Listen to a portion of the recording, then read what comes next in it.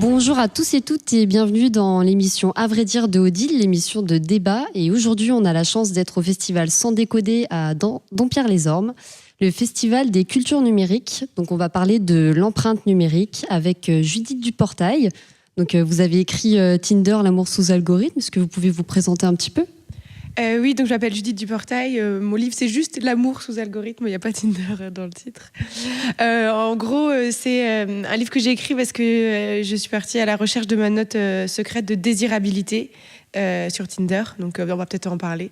Et je suis journaliste spécialisée sur ces questions-là. Et Angie Godillot, donc, qui représente Framasoft. Est-ce que vous pouvez nous dire ce que c'est Framasoft ? Framasoft, c'est une association d'éducation populaire à but non lucratif qui fait la promotion des logiciels libres et des services libres et qui a une grande campagne qu'on a lancée en 2014 qui s'appelle Dégooglisons Internet. Donc on propose des services alternatifs aux services proposés par les géants du web. Et alors, qui sont ce ils à qui on donne nos données ? En fait, vous avez parlé de GAFA tout à l'heure. Est-ce que vous pouvez nous expliquer ce que c'est ? Du coup, nos données, on les donne pas qu'aux GAFAM, d'ailleurs, pour le coup, c'est bien plus vaste que ça. Mais ce qu'on appelle les GAFAM, donc c'est une contraction, je crois que c'est de plus en plus connu, mais voilà, de Google, Facebook, Amazon ou Apple, je sais plus dans quel sens. Qu'est-ce que j'ai oublié ? Microsoft. Voilà. Donc, qui sont les plus grandes sociétés numériques actuelles, c'est-à-dire que c'est les plus grosses capitalisations boursières, donc c'est des sociétés qui ont plus de pouvoir que des États en termes de possibilités, et qui aujourd'hui proposent beaucoup de services, alors qui ne sont pas les mêmes. Amazon, pour le coup, propose des services de vente majoritairement, même si vous savez peut-être qu'il y a quelque chose qui s'appelle Amazon Prime, qui du coup permet par exemple de faire du streaming vidéo. Il y a des réseaux sociaux, Facebook, il y a des moteurs de recherche, Google. Enfin, Google a tellement de services différents, pour le coup, à ce niveau-là. Et ces grandes sociétés, du coup, ont un fonctionnement, un modèle économique spécifique qui est qu'en tant qu'utilisateur des services qu'elles vous proposent, vous ne payez pas pour ces services, mais en fait, vous êtes le produit de ces services, c'est-à-dire que tout ce que vous faites à l'intérieur de ces services, du coup, sont utilisés pour générer, en l'occurrence, une rentrée financière, pour ces structures. Voilà, rien n'est gratuit. Et alors, ça correspond à quoi, en fait, ces données ? C'est quoi qu'on leur donne et pourquoi c'est précieux ? En fait, alors, soit on leur donne des choses de manière, volontaire, c'est-à-dire que, par exemple, quand vous créez un compte sur un magasin en ligne, pour le coup, c'est vous qui allez donner votre nom, votre prénom, votre adresse, votre carte bancaire, sûrement, puisque vous allez payer. Donc, il y a l'aspect vraiment, voilà, je donne de mon plein gré un certain nombre d'informations. Et donc ça, j'allais dire, chaque internaute est responsable de ce qu'il va donner. Et puis, il y a toutes les informations qu'on prend sur vous sans que vous le sachiez ou sans vous le faire savoir de manière, en tout cas, visible. Parce que souvent, il y a quand même ce qu'on appelle les conditions générales d'utilisation. Et si on les lit, on va bien voir, du coup, effectivement, voilà. Sauf que les conditions générales d'utilisation, c'est un truc qui est complètement abscon à lire. C'est une horreur. Voilà. Je me souviens, il y avait une installation qui avait été faite où ils avaient imprimé les conditions générales d'utilisation. Et c'était du coup mis en espace. Et c'était super parce que ça prenait une place. Voilà. Il y avait une étude qui avait été faite, c'est j'ai 30 applis sur mon smartphone. Si je veux lire l'ensemble des conditions générales d'utilisation, il me faut 21 heures de l'ensemble de ces applications. Vous voyez, donc personne ne lit les conditions générales d'utilisation. Tout le monde clique sur « j'accepte » les conditions générales d'utilisation, ce qui pose aujourd'hui des problématiques parce qu'effectivement, quand on accepte sans savoir ce qu'on va faire du coup des données qu'on va fournir, de manière souvent volontaire, voilà, mais pas toujours. C'est-à-dire qu'il y a aussi, par exemple, les cookies. Depuis un certain temps, sur le territoire européen, maintenant, on a un petit bandeau sur un site internet quand on va y voir qui nous dit est-ce que vous voulez accepter les cookies ? Les cookies, c'est un système qui va vous permettre au site web sur lequel vous êtes de vous identifier pour que la fois suivante où vous y retournez, du coup, il puisse savoir ce que vous avez déjà fait. Ça, c'est le cookies premier. Et après, il y a un deuxième type de cookies, c'est les cookies tiers. Donc, en fait, c'est à l'intérieur du site, du coup, d'autres entreprises qui rajoutent leurs propres cookies, c'est autorisé par le site premier, bien sûr, pour récupérer d'autres informations qui, elles, vont servir souvent pour du ciblage publicitaire ou pour de la revente de données justement, alors qui sont anonymisés, hein, c'est-à-dire que souvent on n'a pas effectivement qui sont les personnes, mais ça permet de savoir que, je sais pas, sur tel site, on va avoir tant de pourcents de femmes, tant de pourcents de CSP+, tant de pourcents de personnes entre 18 et 20 ans, etc., etc. Et ces données sont très précieuses. Voilà, on parle souvent de ce qu'on appelle le big data. Voilà, le big data, c'est l'ensemble de la gestion de ces données et ça rapporte énormément d'argent actuellement. Ouais, du coup, je veux rebondir sur ce que tu dis pour une expérience, peut-être. Moi, j'ai fait une expérience un petit peu plus ciblée en termes de données personnelles pour expliquer pourquoi elles peuvent être précieuses aussi. C'est que du coup, moi, en menant l'enquête sur Tinder, qui est une application de rencontre, je me suis rendu compte que nos données personnelles, c'est-à-dire le temps que je peux passer connecté, les messages que j'envoie, le temps que je mets à répondre, la vitesse à laquelle j'écris, quel type, en tout cas dans mon cas, avec quel type d'homme je dialogue, ces données peuvent ensuite être analysées pour me donner une note. Et dans le cas de Tinder, c'était donc une note de désirabilité. Pour ensuite classer les utilisateurs. En clair, c'était donc Tinder donnait à chacun de ses utilisateurs une note secrète pour ensuite les faire matcher avec des gens de leur niveau. Donc pour le dire clairement, mettre les beaux avec les beaux, les moches avec les moches, les moyens avec les moyens. Donc ça fait partie des conséquences de collecte de données personnelles plus ou moins inattendues et surtout auxquelles on ne consent absolument pas. Même quand on lit les conditions d'utilisation de Tinder en long, en large et en travers, la seule chose qu'ils indiquent faire est étudier notre comportement pour nous fournir une meilleure expérience. Ce qui veut dire en réalité classer donc ces utilisateurs par niveau de désirabilité. Et alors sur quels critères par exemple ils se basent pour faire ça? Comment ils analysent en fait ces matchs? Alors, ce que j'ai découvert en menant l'enquête sur Tinder, en étudiant les brevets de l'application, c'est que l'application donc, se réserve la possibilité de nous évaluer sur notre attractivité physique. Ça veut dire voir à quel point notre profil est liké par les personnes de la plateforme, mais aussi sur nos revenus et aussi sur nos diplômes et déduire notre intelligence des messages que nous envoyons. L'appli se réserve la possibilité en fait, de faire passer à nos messages des tests de linguistique qui ont été développés par l'armée américaine pour deviner le niveau d'intelligence du locuteur d'un texte. Et l'application se réserve ensuite, parmi les possibilités que moi je les trouve les plus frappantes, la possibilité d'évaluer les hommes et les femmes différemment.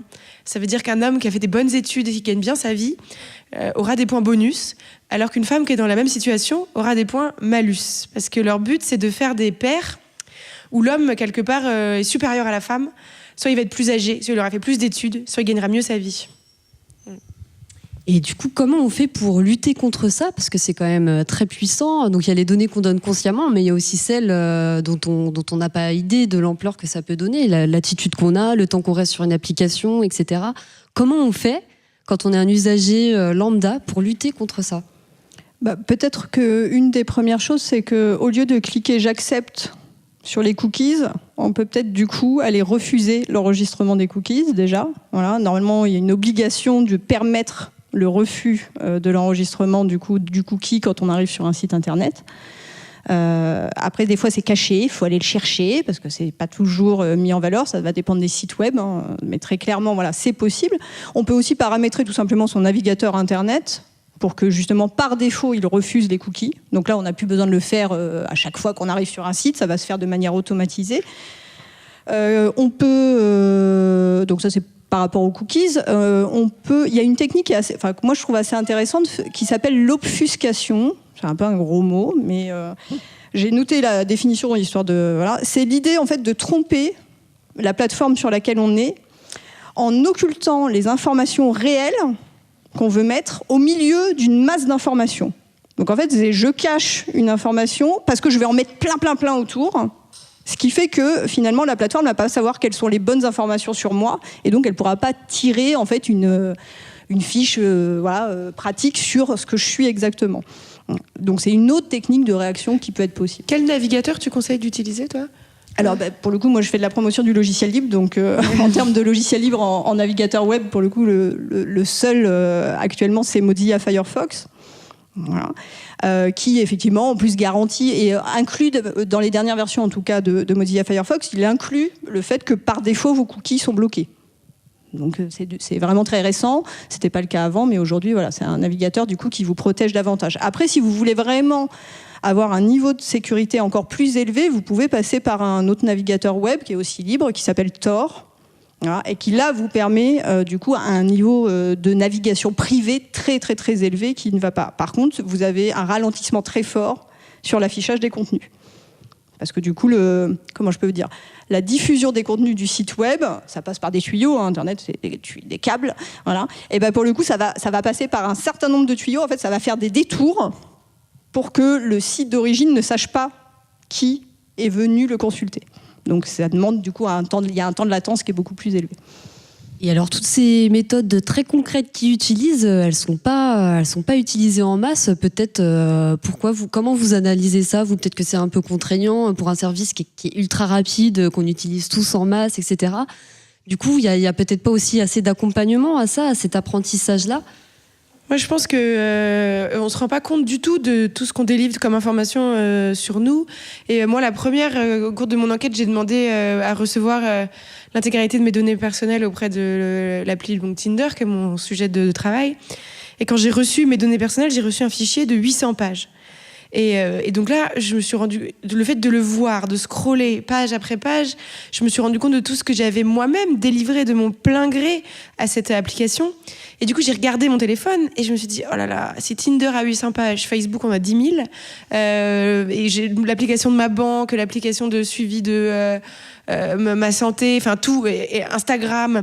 Et je me suis dit, en fait, si toutes ces données avaient une réalité matérielle, mon téléphone, je pourrais pas le soulever, quoi. Il exploserait le sol, quoi.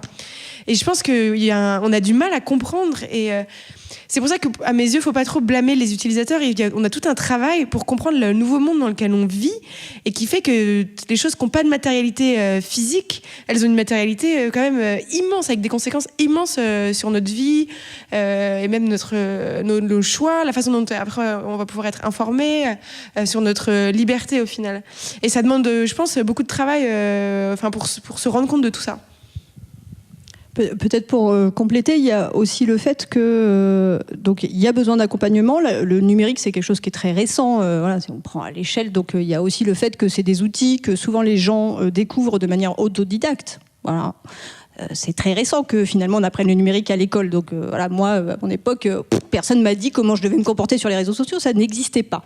Donc forcément, non mais c'est aussi ça, c'est-à-dire que voilà, à part ceux qui sont très jeunes aujourd'hui, qui vont avoir un accompagnement dans le cadre scolaire, en dehors de ça, il n'y a pas de code de la route du numérique, par exemple, qui serait obligatoire pour tout le monde, dans lequel on passerait, on apprendrait du coup comment utiliser mieux les outils pour se protéger.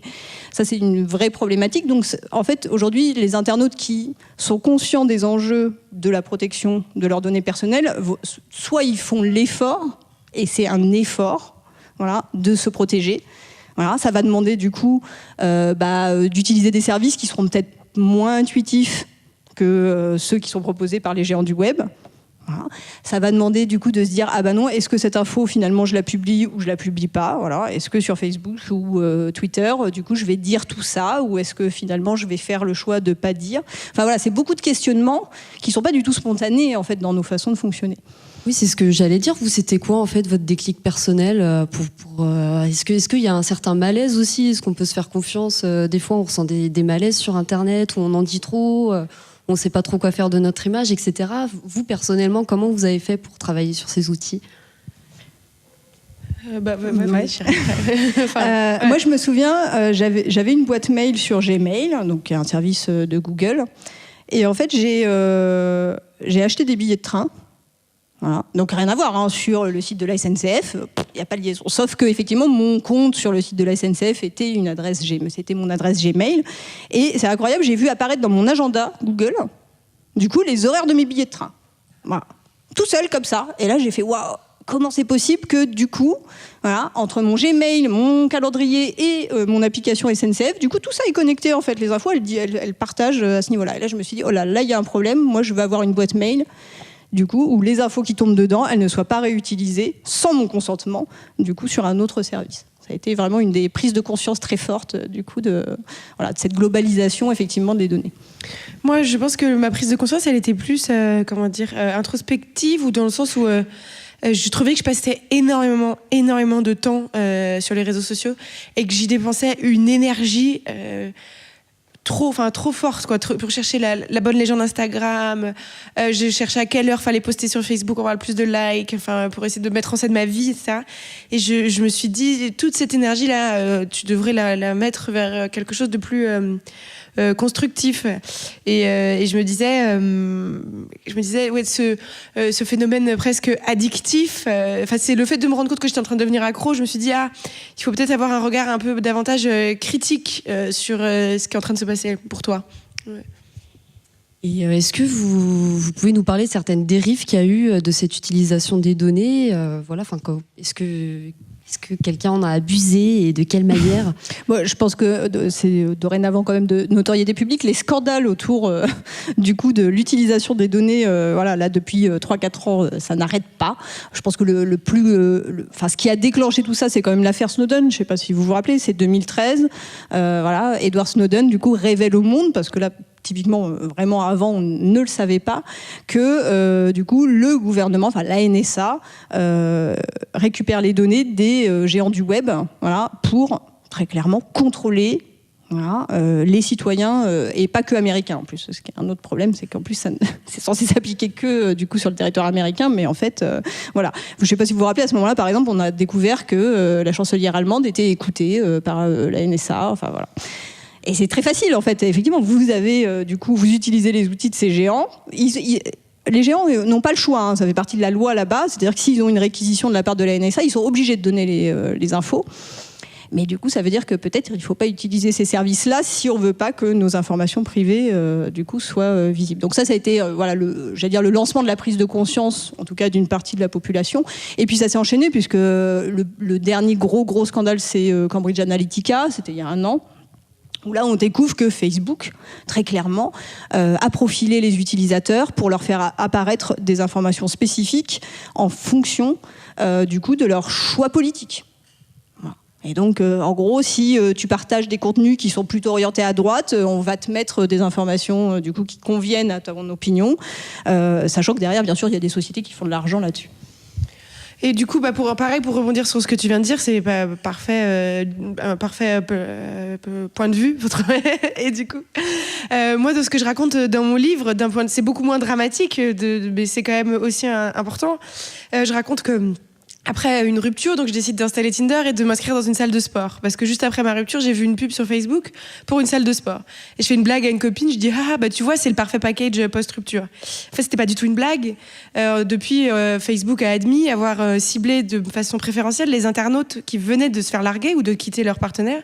Parce que c'est un moment de sa vie où on est le plus enclin à faire des dépenses spontanées, à aller chez le coiffeur, à s'inscrire dans une salle de sport, à partir au bout du monde.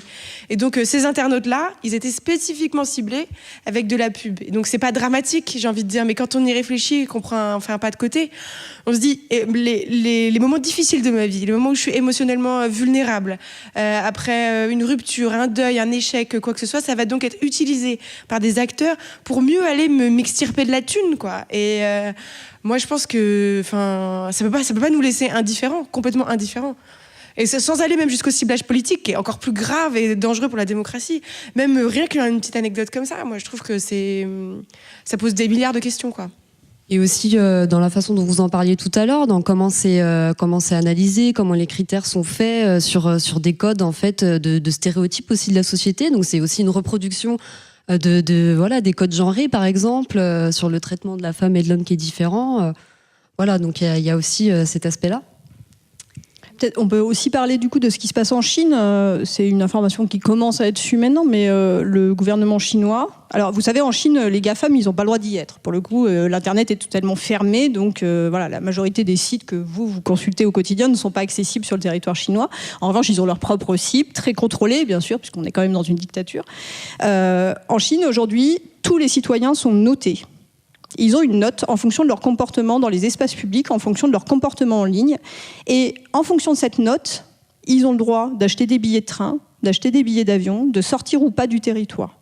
Donc tout ce qu'ils font dans l'univers numérique et même dans l'univers physique d'ailleurs, parce que ça va plus loin, il y a des caméras du coup de surveillance qui reconnaissent, voilà, font que en fait vous avez des droits différenciés. C'est-à-dire qu'il n'y a plus du tout d'égalité chez les citoyens, puisque en fait toute votre vie est analysée en fonction de comment vous vivez, selon des critères qui sont ceux du gouvernement. Voilà. Et ben vous allez avoir du coup des autorisations ou pas à faire telle ou telle chose. Et aussi, pareil en Chine, si vous avez une bonne note, vous êtes mieux classé aussi sur les sites de dating. C'est pareil. Ouais, voilà. Sauf que c'est le gouvernement qui vous note. Ouais. Et est-ce qu'il y a du positif dans le traitement des données? Est-ce que ça peut être utilisé de bonne manière?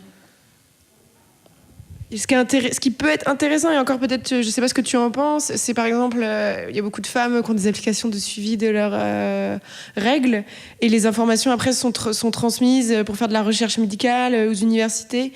Après, c'est controversé, il y en a qui disent que c'est du coup qu'il y en a qui font de l'argent sur le dos des femmes, mais ça peut faire partie des utilisations qui sont d'un accompagnement plus personnel, ouais, ou ce genre de choses. À condition d'avoir vérifié du coup les conditions générales d'utilisation et de s'assurer que les données qu'on va transmettre dans ces applications de santé, d'ailleurs c'est pas spécifique du coup à ce qui relève des menstruations, pour le coup ne sont pas justement revendues et réutilisées. Voilà, moi je pense que si on me dit les données que tu donnes elles vont servir pour la recherche médicale, super.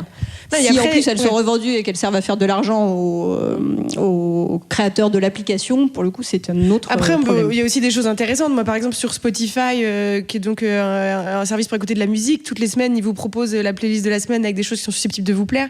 On peut découvrir plein d'artistes aussi comme ça, ou sur Netflix aussi. Ça peut aussi être utilisé à des fins de personnalisation de l'offre qui peuvent être intéressantes, hein. Mais tout ça c'est... Enfin, c'est encore des thèmes à défricher qui sont encore extrêmement... en fait, qui ont plein de versants d'une même pièce. Parce que sur YouTube, par exemple, les algorithmes qui vous proposent une vidéo, après, on peut argumenter que c'est précis, que ça vous permet de découvrir du contenu, etc. Puis on peut aussi argumenter que ça vous capte votre attention, que vous êtes incapable de faire autre chose, que ça vous rend complètement addict. Donc, ouais, le débat est encore très vaste, quoi. Peut-être que la solution, c'est aussi qu'il y ait des espaces hors numérique d'expression. Il y a ça aussi, hein. Facebook, par exemple, c'est aussi un prétexte pour s'exprimer, etc. Ça peut aussi... Je sais qu'avec Framasoft, vous faites aussi beaucoup d'actions sur le terrain pour aussi sortir de l'ordinateur. Est-ce que vous... Alors, pas vraiment, parce que nous, notre champ d'action, c'est quand même le web. Donc, voilà, vous allez à la rencontre. Vous allez à la rencontre des gens. Effectivement, oui, on fait ce qu'on appelle de la médiation au numérique. Donc, voilà, on transmet du coup des pratiques numériques, on va dire plus safe, comme on pourrait dire en français. J'essaye de pas mettre de mots anglais, c'est compliqué dans le. Donc, on va effectivement faire des ateliers pour expliquer comment sortir des réseaux sociaux des GAFAM. Il y a des alternatives à quasiment tous les services des géants du web. Voilà. En revanche, le problème, c'est que sur Facebook, vous avez tous vos amis. Peut-être que sur le réseau social alternatif, pour l'instant, ils y sont pas. Donc, il va falloir. Après, ça va être à chacun d'entre nous, du coup, de convaincre, notre sphère, du coup, de migrer vers des lieux plus sécurisés où on respecte votre vie privée et où surtout on fait pas d'argent avec. Eh ben, est-ce que vous voulez donner le petit mot de la fin pour finir ce débat? Est-ce que peut-être une note positive, conseiller les gens de... Peut-être, alors je ne sais pas si c'est positif, mais une réflexion, souvent, moi, on me rétorque très souvent en me disant « mais en fait, moi, j'ai rien à cacher ». Voilà, il y a un film d'ailleurs qui s'appelle Nothing to Hide, donc si on le traduit, c'est rien à cacher. Voilà, c'est souvent moi j'ai pas de problème avec mes données personnelles, j'ai rien à cacher, ce que je fais n'est pas illégal, etc. Et c'est en fait un positionnement très dangereux parce qu'on pense que dans l'univers numérique, des choses qu'on n'accepterait pas du tout dans l'univers tangible, physique, du coup ne sont pas problématiques. Je vous donne un exemple.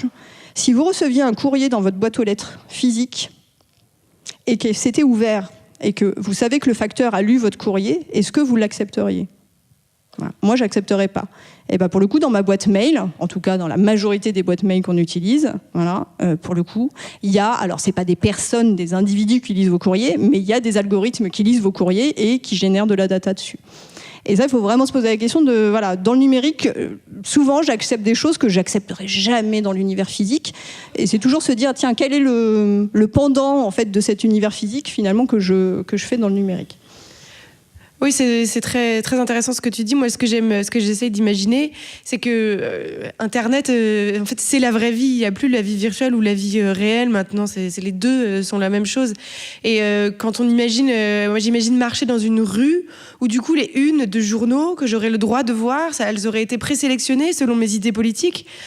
Soit pour les flatter, pour que je reste dans cette rue, soit pour les agacer, parce que du coup ça me ferait réagir, et si ça me fait réagir, c'est positif pour le site, même si du coup je m'énerve ou si je me mets à avoir des commentaires haineux, ce qui se passe sur Twitter, du coup c'est quand même positif pour la plateforme. Ça voudrait dire que au fur et à mesure que je marche, les pubs en face de moi, elles changeraient en direct, en fonction de mon état émotionnel du moment, en fonction de ce qui a été identifié comme mes complexes, en fonction de ce que j'ai cherché sur Google. On essaierait d'y faire une référence plus ou moins implicite pour que ça vienne taper là où je suis vulnérable, donc là où j'ai le plus de chances de dépenser d'argent. Et après, si je rentre dans un bar, dans l'espoir de rencontrer un mec, eh ben, on aurait supprimé tous ceux qui sont considérés comme être trop beaux pour moi, ou trop moches pour moi, ou trop riches, ou trop pauvres. Et ils seraient juste dégagés du bar, ils seraient dans une autre salle, et j'aurais même pas le droit d'avoir accès à eux. Et du coup, c'est exactement ce que tu dis. Si ça se passait comme ça dans la vraie vie, on serait vraiment très en colère. Et pourtant, ça se passe déjà en fait comme ça dans la vraie vie, quoi. Voilà. Est-ce que vous voulez réagir et poser des questions à Judith et Angie ?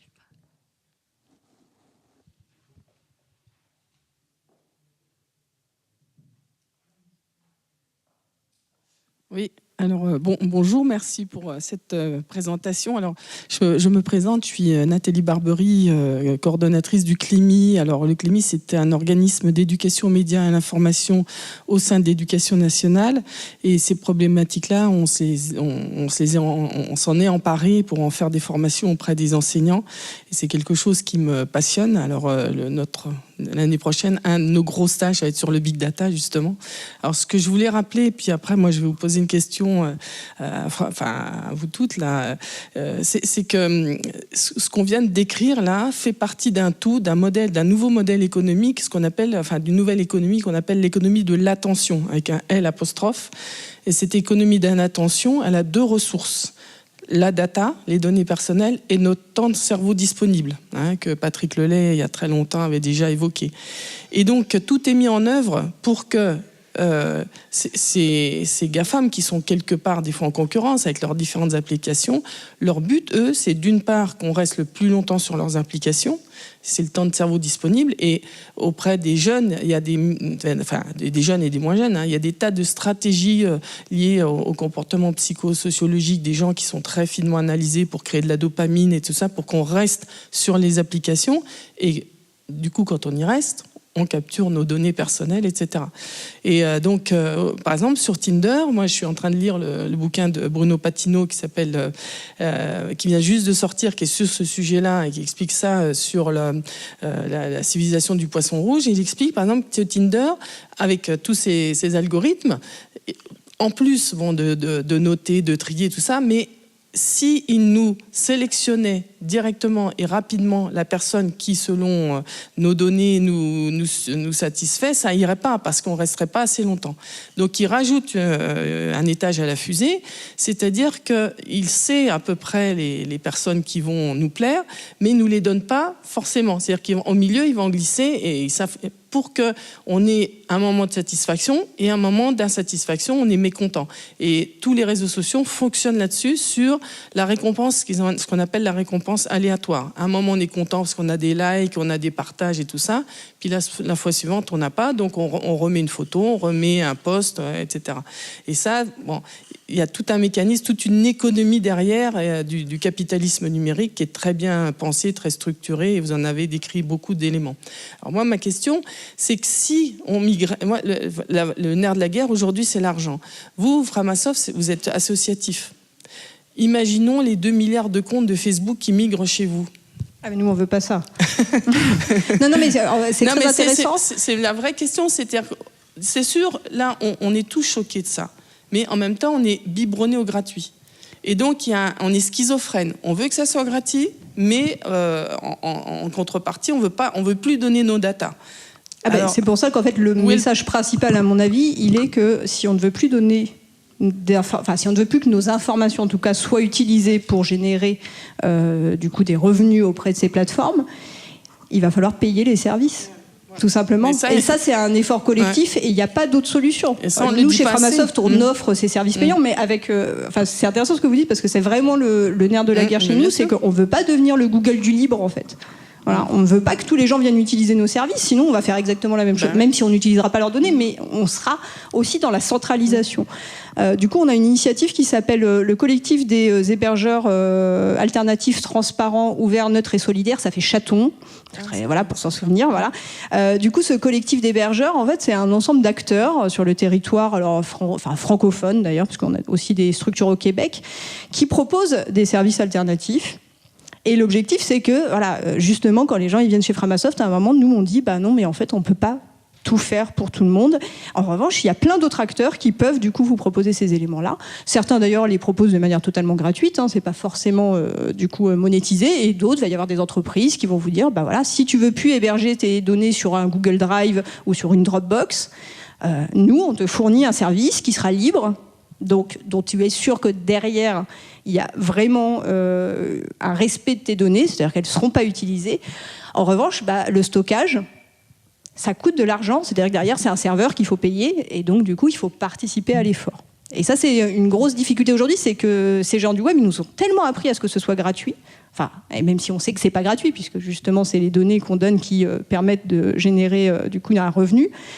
Mais ça veut dire que l'utilisateur va devoir réapprendre à payer pour un service, qui a toujours été le cas avant le web. Enfin voilà, la majorité, quand vous allez chez le boulanger, on ne vous donne pas le pain gratuitement, quoi. C'est normal, il y a un travail qui du coup nécessite une rémunération. Ouais, ça c'est pas gagné.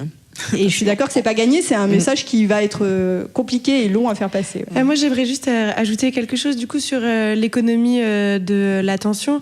Aujourd'hui, Tinder s'inscrit même dans ce qu'expliquent les chercheurs américains dans le concept de l'économie de l'addiction, qui est l'étape d'après l'économie de l'attention, parce que notre attention est déjà tellement saturée.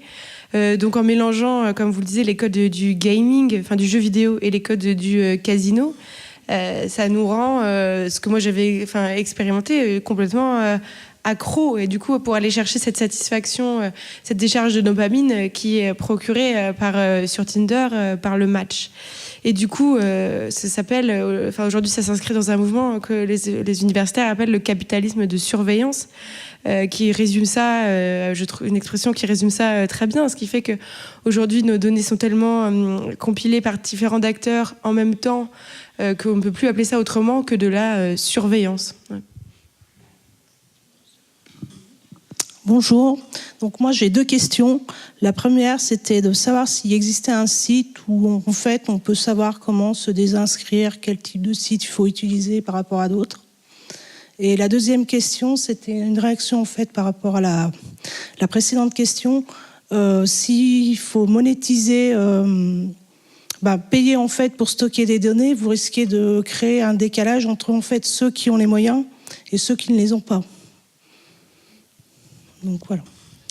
Alors, un site où on peut trouver des informations pour se désinscrire du coup des services. Voilà. Je ne pense pas qu'il y ait de site qui recense les modalités de désinscription de tous les services existants. Enfin, ce serait très compliqué à mettre en œuvre, à mon avis. Mais en revanche, trouver les alternatives aux services que vous utilisez. Ça, pour le coup, nous, on l'a fait sur Dégooglisons Internet. On a un site, ça s'appelle dégooglisons-internet.org, où vous avez, si j'utilise Dropbox, voici la liste des services alternatifs qui sont du coup proposés. Et après, vous piochez parmi ces services, vous allez voir comment ils fonctionnent et vous trouvez celui qui vous convient le mieux. Ça, du coup, c'est quelque chose qui existe. C'est pas, je précise, c'est pas du tout exhaustif, parce que c'est très compliqué d'être exhaustif dans l'univers du web. Il y a des trucs qui sortent tous les jours et qui disparaissent tous les jours. Donc on essaye de mettre à jour du mieux qu'on peut, mais après on est une toute petite association, on est 9 salariés, donc on peut pas faire des miracles du coup dans le temps qui nous est proposé. J'ai oublié la deuxième question, comme d'habitude. Alors effectivement, l'inégalité est un vrai souci. Voilà. Ce qui fait que Framasoft proposera toujours des services gratuits.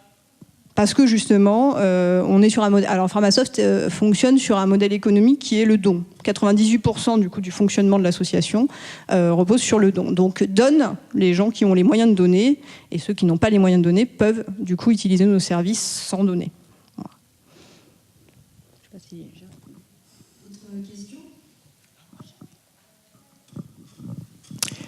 Alors moi, je suis complètement néophyte.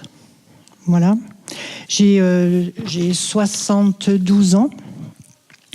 Qu'est-ce que je vais vous dire ? J'ai fait barrage à ce monde informatique pendant longtemps. Et un jour, je me suis dit que la marche allait être trop haute pour monter dans le train. Et je commence à sortir de mon trou.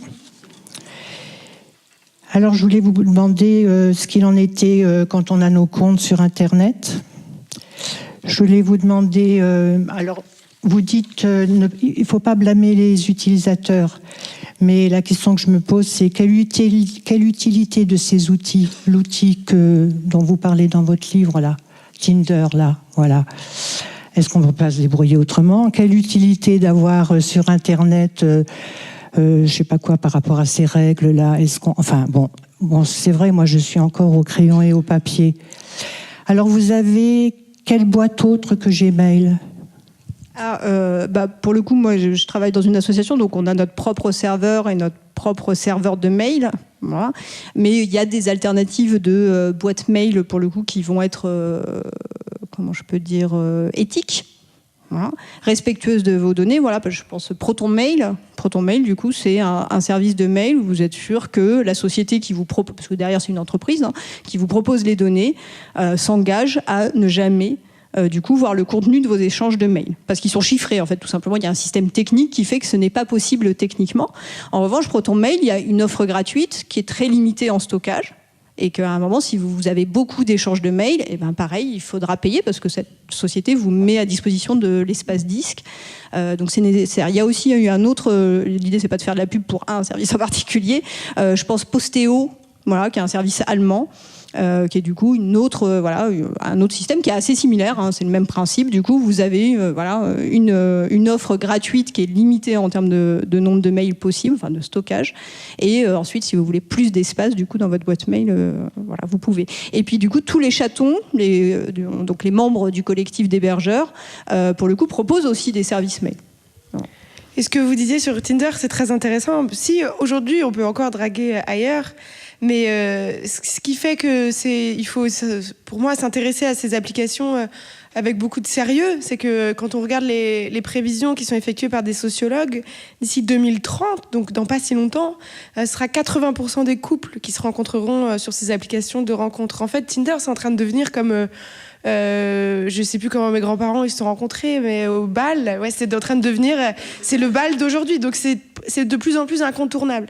Et on est en train du coup de confier collectivement la responsabilité de nous permettre de rencontrer un partenaire à des sociétés qui n'ont aucune envie de nous trouver un partenaire, qui veulent juste nous garder au chaud sur l'appli.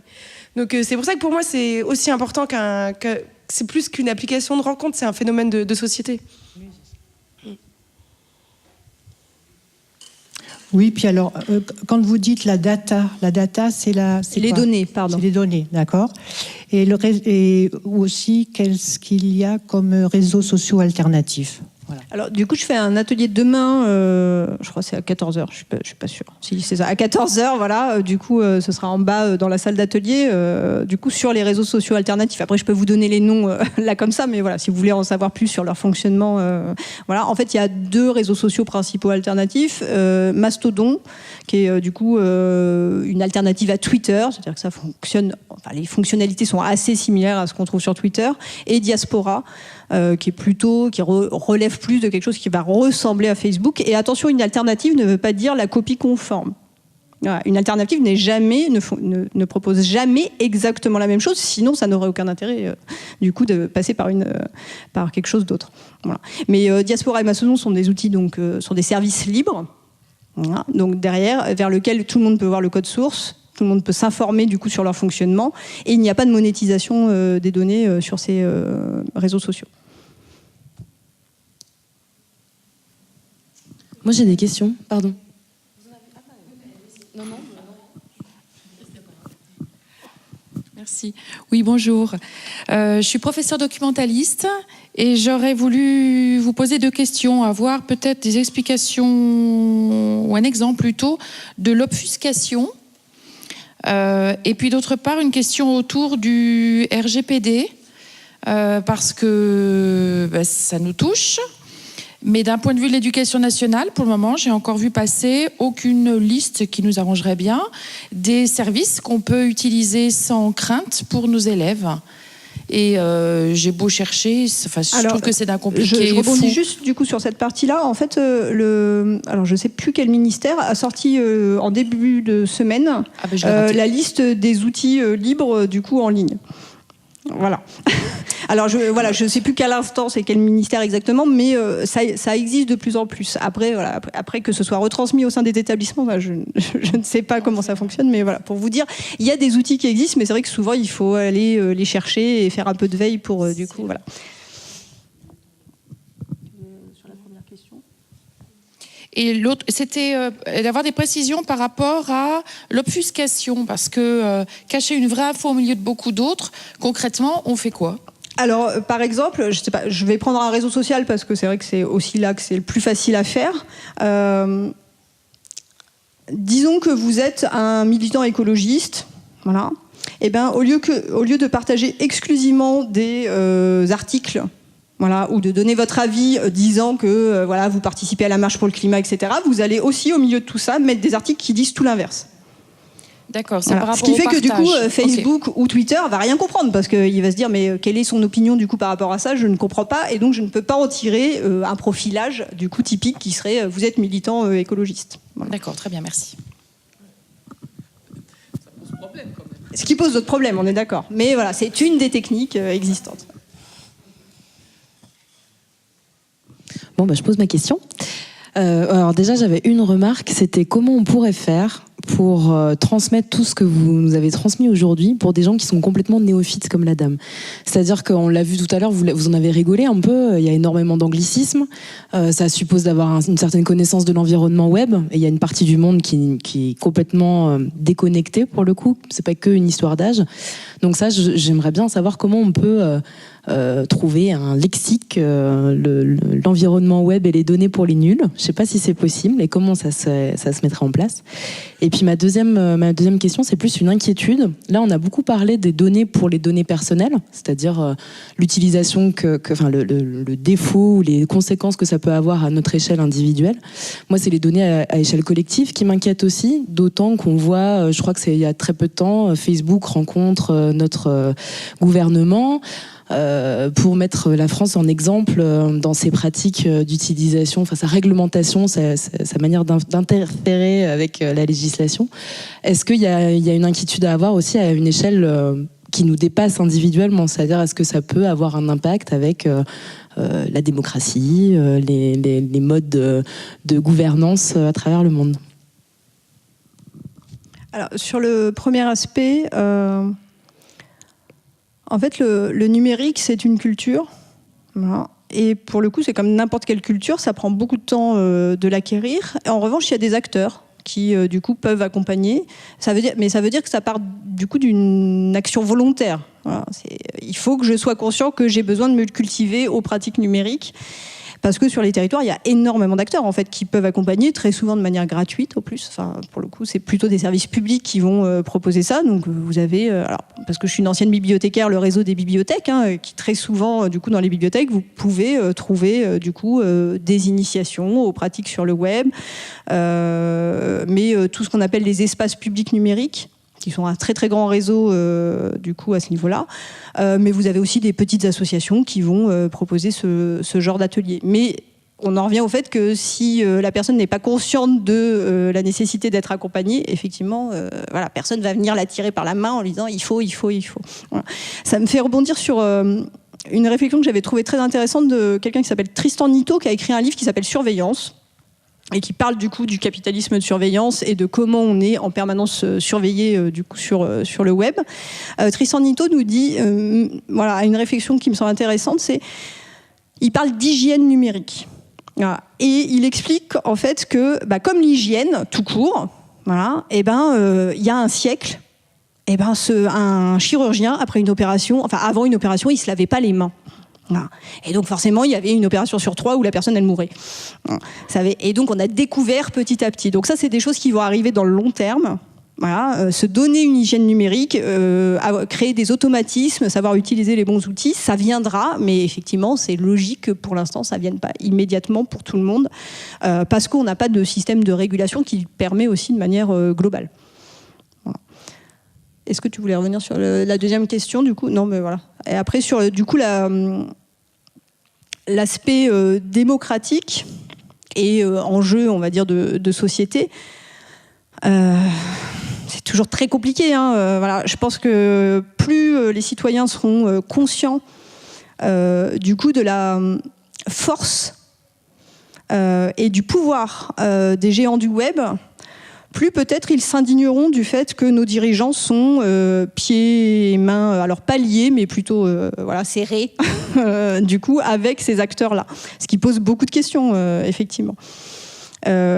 En revanche, le pouvoir citoyen, enfin aujourd'hui on sait qu'il y a un développement très fort de la participation citoyenne et de la mobilisation citoyenne. Et je pense que petit à petit, par ces biais-là, du coup, il y aura possibilité de faire changer aussi les pratiques de l'État. Voilà. Après, faut se rappeler quand même que voilà, l'État participe aussi au financement du logiciel libre. Enfin voilà, l'État fait pas que avec Facebook et Google, il faut aussi d'autres choses à côté. Alors pas du tout au même niveau budgétaire, bizarrement, mais oui, voilà, vous savez que Mark Zuckerberg sera sûrement du coup un futur président des États-Unis. Donc voilà, il y a des enjeux politiques très très forts derrière tout ça. Ou ce sera Jeff Bezos qui est le directeur de Amazon. On ne sait pas, on verra. Quelqu'un d'autre souhaite intervenir? Juste le micro.